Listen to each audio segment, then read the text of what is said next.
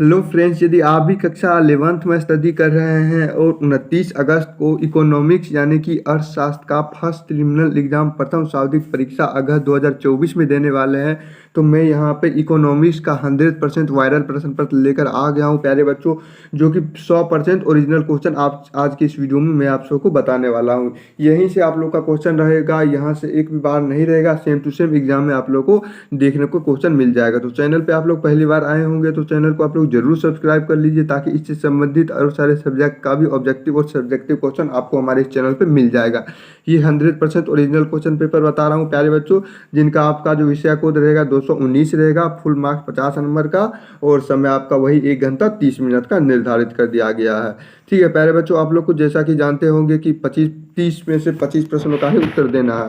तो यहाँ पे आप लोग का पहला क्वेश्चन रहेगा प्यारे बच्चों, किसने कहा अर्थशास्त्र धन का विज्ञान है? तो यहाँ पे इसका right answer option number C हो जाएगा, एडम स्मिथ ने कहा।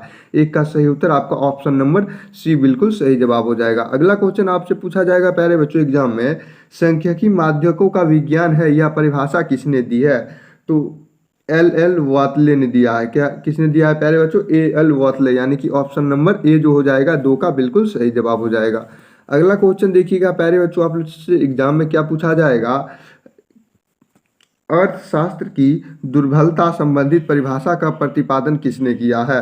तो यहाँ पे ऑप्शन नंबर बी जो हो जाएगा रॉबिन, यही इसका सही जवाब हो जाएगा। ठीक है, ऑप्शन नंबर बी इसका बिल्कुल सही जवाब हो जाएगा। प्यारे बच्चों क्वेश्चन नंबर 4 आपसे पूछा जाएगा, सांख्यिकी का पिता किसे कहते हैं? तो आप लोग याद रखिएगा कि सांख्यिकी का पिता गॉटफ्राइड अकेनवाल को कहते हैं, यानी कि ऑप्शन नंबर बी जो दिया गया है 4 का बिल्कुल सही जवाब हो जाएगा। ये जो क्वेश्चन मैं आप सबको बता रहा हूँ 100% ओरिजिनल क्वेश्चन पेपर बता रहा हूँ प्यारे बच्चों, एग्जाम में आप लोग को यहीं से क्वेश्चन आने वाले हैं, तो आप लोग इसे अच्छी तरह से नोट कर लीजिए। ठीक है ना। देखिए नेक्स्ट क्वेश्चन है आपसे पूछा जाएगा प्यारे बच्चों, सांख्यिकी शब्द का प्रयोग किया जाता है। तो आप लोग याद रखिएगा कि सांख्यिकी शब्द का प्रयोग एक वचन में और बहुवचन दोनों में किया जाता है। तो 5 का जो राइट आंसर हो जाएगा आपका ऑप्शन नंबर बी बिल्कुल सही जवाब हो जाएगा। क्वेश्चन नंबर 6 है आपसे पूछा जाएगा, सांख्यिकी का प्रयोग किया जाता है।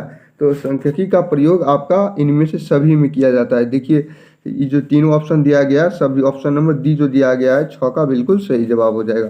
प्यारे बच्चों अगला क्वेश्चन आपसे पूछा जाएगा, द्वितीयक समांक होते हैं। तो यहाँ पे द्वितीयक समांक आपका प्रकाशित आंकड़ा और अनुसंधान कर द्वारा एकत्रित आंकड़ा, यही आपका ऑप्शन नंबर सी जो हो जाएगा 7 का बिल्कुल करेक्ट जवाब हो जाएगा। अगला क्वेश्चन देखिएगा आपसे क्या पूछा जाएगा, निम्नांकित का निर्दर्शन विधि के लाभ है। तो आज का जो राइट आंसर हो जाएगा आपका इनमें से सभी हो जाएगा। ठीक है, आज का सही उत्तर क्या हो जाएगा प्यारे बच्चों? ऑप्शन नंबर डी जो हो जाएगा बिल्कुल सही जवाब हो जाएगा। क्वेश्चन नंबर 9 आपसे पूछा जाएगा, निम्न में एक प्रत्यक्ष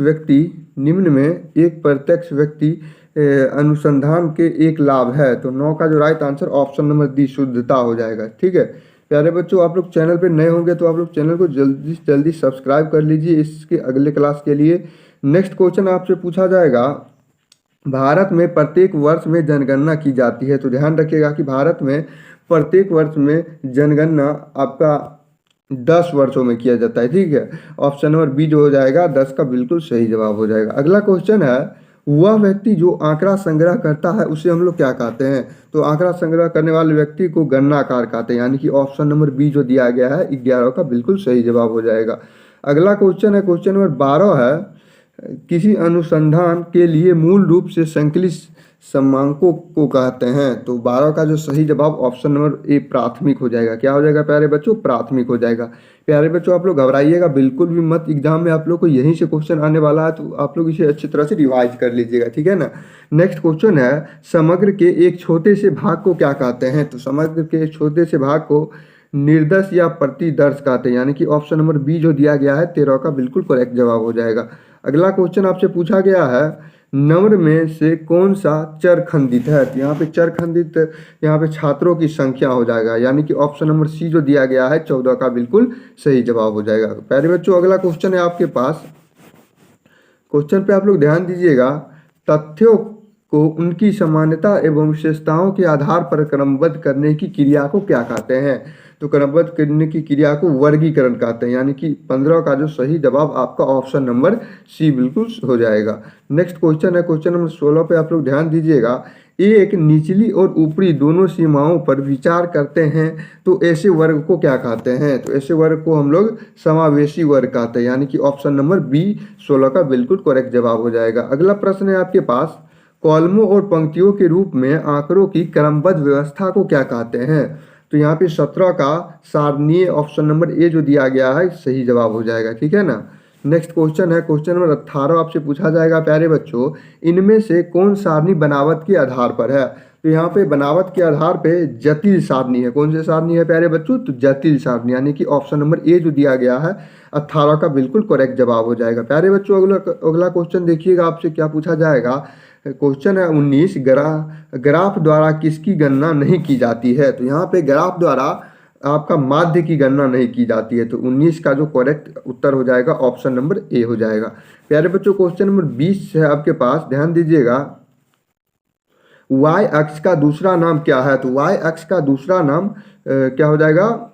मुजाक्स, यानी कि ऑप्शन नंबर 20 का 20 सही जवाब हो जाएगा। अगला क्वेश्चन है क्वेश्चन नंबर 21 है, माध्यिका की गणना का आधार क्या है? तो माध्यिका की गणना का आधार आपका यहाँ पे ओजाइव वक्र हो जाएगा, यानी कि ऑप्शन नंबर सी जो दिया गया है 21 का सही जवाब हो जाएगा।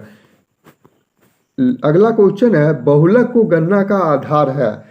तो यहाँ पे 22 का जो ऑप्शन नंबर डी दिया गया है अविरतिक वक्र, यानी कि ऑप्शन नंबर डी 22 का बिल्कुल सही जवाब हो जाएगा। प्यारे बच्चों ये 100% ओरिजिनल प्रश्न पत्र आप लोग को बता रहा हूँ, तो आप लोग वीडियो को लाइक कर दीजिएगा, ठीक है ना। नेक्स्ट क्वेश्चन है क्वेश्चन नंबर 23 है, केंद्रीय विकृति के अंतर्गत कौन से माप आते हैं? तो यहाँ पे ऑप्शन नंबर डी जो दिया गया है बिल्कुल सही जवाब हो जाएगा, यानी कि माध्यिका, बहुलक, समांतर माध्य, ऑप्शन नंबर डी ये तीनों सही हो जाएगा, ठीक है ना।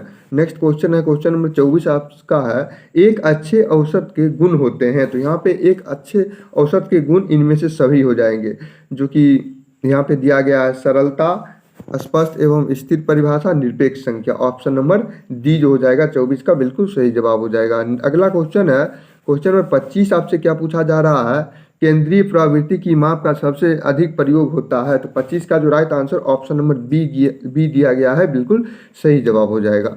अगला क्वेश्चन है क्वेश्चन नंबर 26 है, केंद्रीय प्रवृत्ति की सरलता एवं सामान्य मान क्या है?